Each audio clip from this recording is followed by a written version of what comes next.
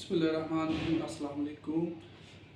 Sequence and series हम study कर रहे थे, तो उसके हवाले से क्वेश्चन नंबर 2 का 6 पार्ट अब हम करेंगे। तो 6 पार्ट में क्या होता है जी, हमारे पास एक nth टर्म फार्मूला गिवन है an+1 की फॉर्म में, और एक कंडीशन साथ गिवन है जी a1 मतलब पहली टर्म है 1, ठीक है।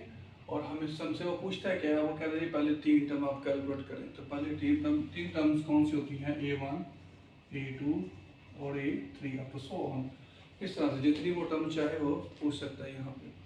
तो 3 टर्म हमें पूरी करनी है, जबकि पहली टर्म हमारे पास गिवन है, हमने एक्चुअली a2 और a3 कैलकुलेट करना है, ठीक है। सो हमारा जो क्वेश्चन है इसको हम यहाँ पे, ये जो हमारा सवाल है इसको हम 1 का नाम दे देते हैं भाई, कि इक्वेशन नंबर 1। चलिए हम सबसे पहले नेक्स्ट a2 कैलकुलेट करना है हमने, सो उसके लिए हम n1 रखेंगे। तो 1 इम्प्लाइज a1 + 1 3 an हमारे पास चूँकि 1 हम रखते हैं, सो ये देगा a1 + 2 और इसका होल स्क्वायर है।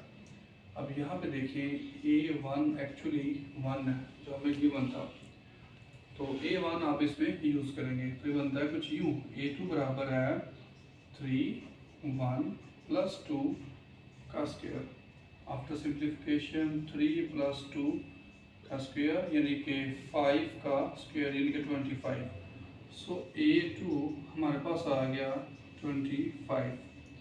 ले जी, अब हम इस पे तीसरे वाला नंबर यानी कि तीसरी टर्म हमने कैलकुलेट करनी है, तो n = 2 के लिए।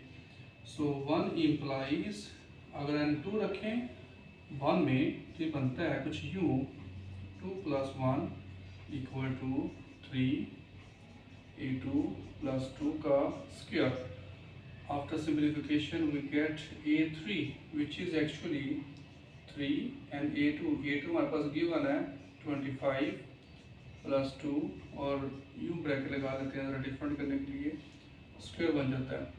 25 को आप करें 3 के साथ तो ही बन जाता है 75 + 2 का स्क्वायर यानी कि 77 का स्क्वायर। अब इसको ज़रा देखिएगा, आपने फाइंड आउट करनी है a1 a2 और a3, पहले 3 टर्म्स आपने बस फाइंड आउट करनी है, ठीक है। तो यहाँ पे क्या रखेंगे, n = 1, इसको हम उसी तरह से 1 का नाम दे लेते हैं। सो n = 1, तो 1 इम्प्लाइज a1 बराबर है -2 × 1, और ब्रैकेट हम ये वाली यूज़ कर लेते हैं ताकि हमारे लिए ज़रा आसानी हो सके। सो ये देखिए, जब भी पावर इवन होती है तो ये माइनस जो है ये प्लस में कन्वर्ट हो जाता है, ठीक है। तो ये बन जाता है हमारे पास प्लस, और यहाँ पे क्या रहेगा 2, ठीक है। मतलब जस्ट इसका ऐसे लिखते हैं बेशक इसको। सो a1 एक्चुअली 4, a1 हमने कैलकुलेट कर लिया। बिल्कुल ऐसे ही अब हम आगे बढ़ते हैं n = 2 के लिए।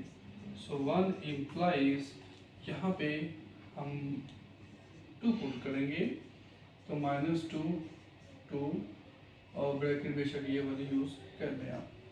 तो ये बन जाता है हमारे पास कुछ a2 = 4, और चूँकि पावर इवन है तो माइनस प्लस में कन्वर्ट हो जाएगा, तो हमारे पास रह गया 4 का square which is actually a2 16, ये हमारे पास 16 आ गया।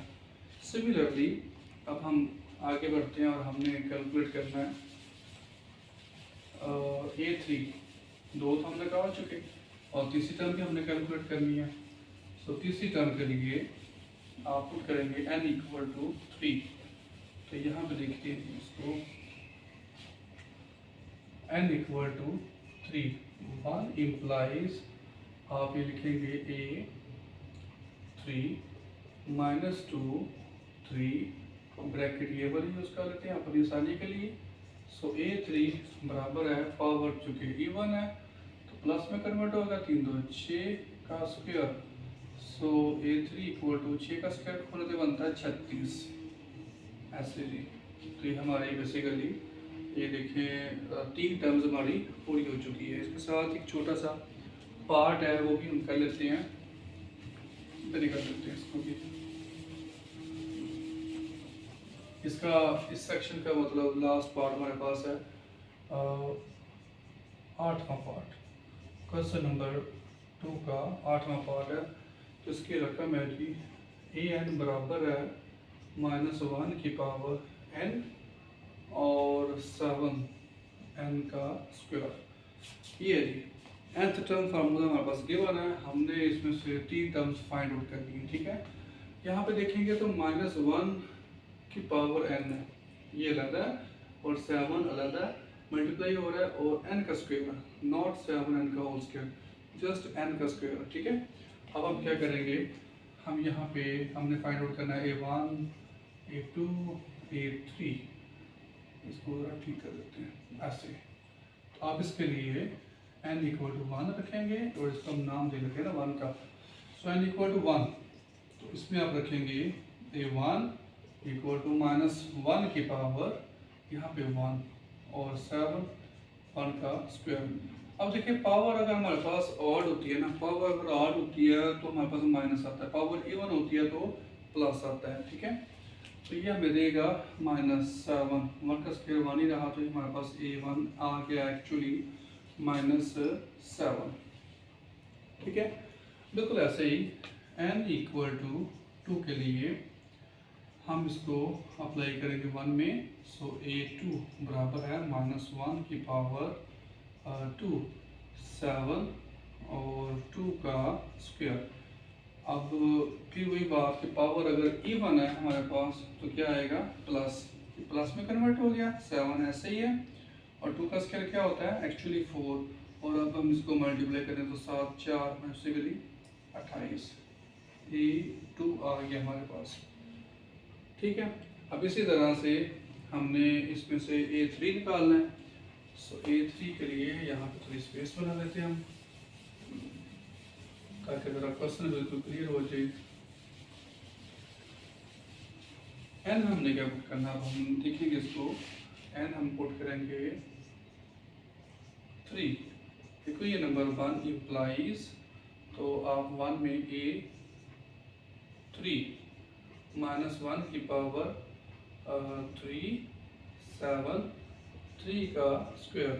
तो ये देखिए पावर यहाँ पे फिर से हमारे पास ऑड पावर आ गई है, ठीक है। जब ये ऑड पावर आ गई है तो ये बनेगा कुछ यूँ, a3 -7 और 3 का स्क्वायर क्या होता है 9। अब इसको हम मल्टीप्लाई कर देंगे तो हमारे पास आ गया -63। ये तीसरी टर्म हमने फाइंड आउट कर ली है, ठीक है।